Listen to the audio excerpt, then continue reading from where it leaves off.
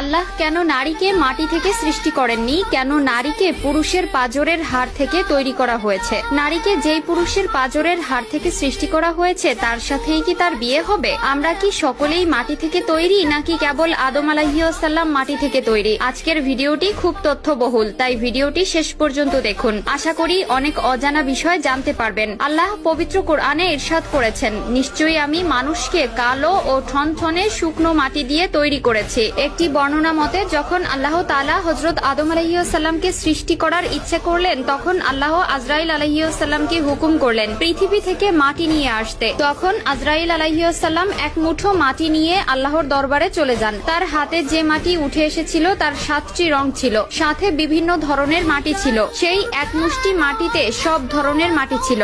এরপর আদম আলাইহিস সালামকে সৃষ্টি করার পরে তার পাঁজরের হাড় থেকে এক মহিলাকে সৃষ্টি করেন, যিনি হলেন বিবি হাওয়া আলাইহিস সালাম। বিবি হাওয়া দুনিয়াতে আগমনকারী প্রথম নারী ছিলেন। হযরত আবু হুরায়রা রাদিয়াল্লাহু তাআলা আনহু হতে বর্ণিত, মহানবী সাল্লাল্লাহু আলাইহি ওয়াসাল্লাম বলেছেন, যে ব্যক্তি আল্লাহ ও আখিরাতের প্রতি বিশ্বাস রাখে সে যেন তার প্রতিবেশীকে কষ্ট না দেয় এবং নারীর সাথে সৎ ব্যবহার করে। নারীদের সাথে তোমরা খারাপ আচরণ করো না, কেননা নারীদেরকে পুরুষের পাঁজরের বাঁকা হাড় থেকে সৃষ্টি করা হয়েছে। পাঁজরের সবচেয়ে বাঁকা হাড় হচ্ছে উপরের অংশ।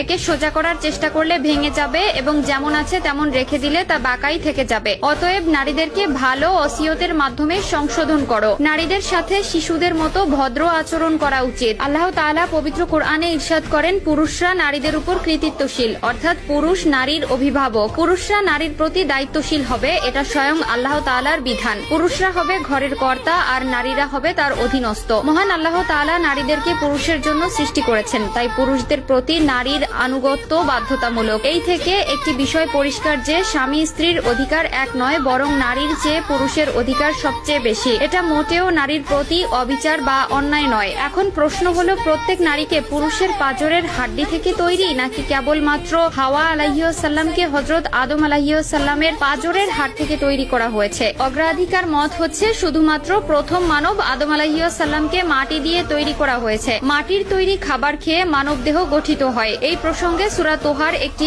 আয়াত থেকে সিদ্ধান্ত নিয়েছে যে